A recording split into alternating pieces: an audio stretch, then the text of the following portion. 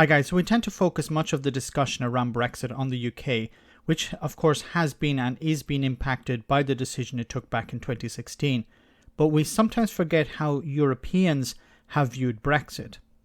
We get prepared statements from the likes of Ursula von der Leyen and other head honchos at the top of the EU. But apart from maybe Dublin, we don't get a real insight to how EU member states feel about what happened 5 years ago. Brussels certainly wasn't expecting the result, but to some at the EU it didn't come as a complete surprise, if we consider the toxic anti-European rhetoric that has poured from British newspapers and politicians over the last number of decades. Brexiteers, of course, predicted that the EU would fall apart following the Brexit vote. Well, they couldn't actually be more wrong. While there have always been factions within member states that wanted their respective country out of Europe, they never really got the same foothold the likes of Nigel Farage got in Britain. Ironically, of course, Farage couldn't get elected in his own country, but he was given a platform in Brussels to cement his xenophobic and anti-European views. At the same time, Europe seems stronger now 5 years on, while the UK Union is at its weakest perhaps in 100 years.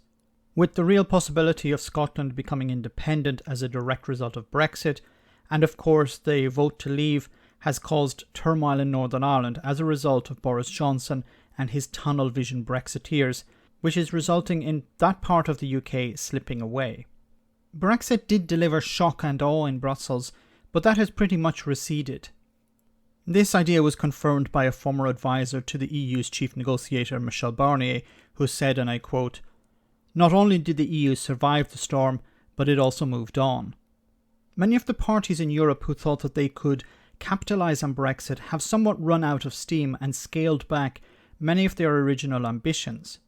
Marine Le Pen in France and Geert Wilders in the Netherlands have gone from populists representing a potential threat to the EU to embarrassing sideshows. Their idea at the time was to ride the anti-European toxicity, but it soon petered out as the realities of Brexit began to dawn on many voters in Britain. Members of the European Parliament who have been keeping an eye on their populist countrymen and women have noticed a shift away from exits to reforms. The EU in their mind is not something to be defeated, but something to be tamed. While the UK removed itself as a voice of dissent, at least in the latter part of its membership, it doesn't mean that the EU is as united as it would like to be. There is a feeling that quick expansion eastward may not have been in its best interests. Many in the EU are worried about the possible threats to its pillars in the form of not a widening gap originally between the richer north and the poorer south, but an ideological difference between west and east. Countries like Hungary and Poland, which I've talked about before, may pose the greatest threat to some of the Europeans' founding principles, and attempts to appease these countries could end up creating real problems down the road. Viktor Orban, the Prime Minister of Hungary, knows that he can strengthen his position at home if he's seen to be standing up to the EU. He has called for parliaments around Europe to suspend the very EU legislation that is there to curb the rise of tin pot dictators.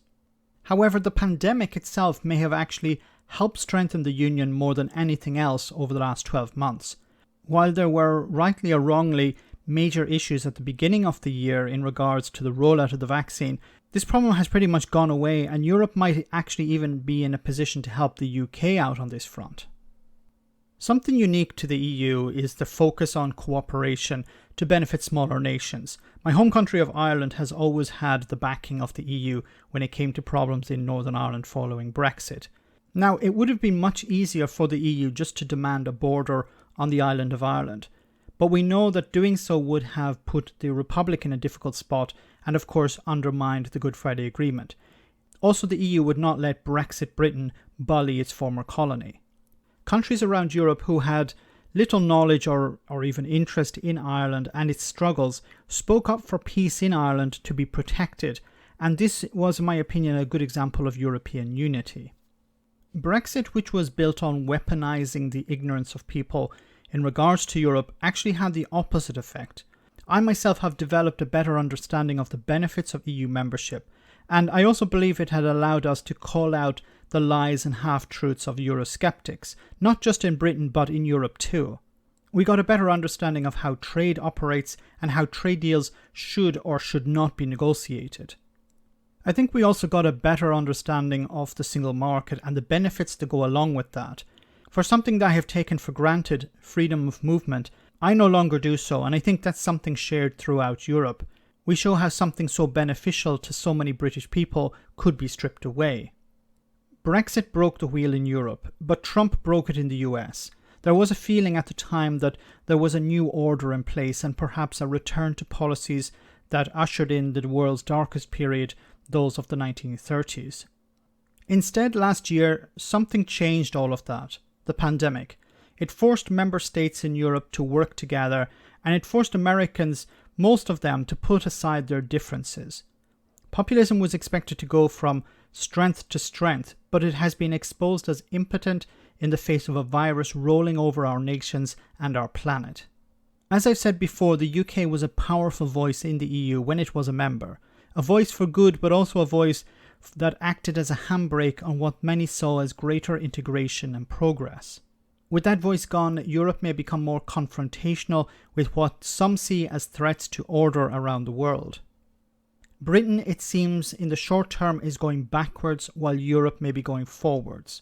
I hope that there's a chance in the future that a government will push to rejoin, or perhaps a better term, regain, as the focus must be that, to regain what was lost. A question many people in Europe may be asking is, do we want Britain back? I think how it stands today, perhaps not, but that may change.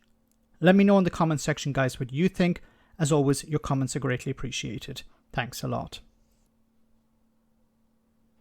I want to say a big thank you to all of my patrons. You ensure that this channel continues to exist. I'm eternally grateful for all of your support. If you join Patreon, you will receive instant access to our Discord server, where we have both audio and video chats. You can chat with me and other patrons, where we discuss important and non-important issues. Becoming a patron per month costs about the same as a large coffee, so why not check it out?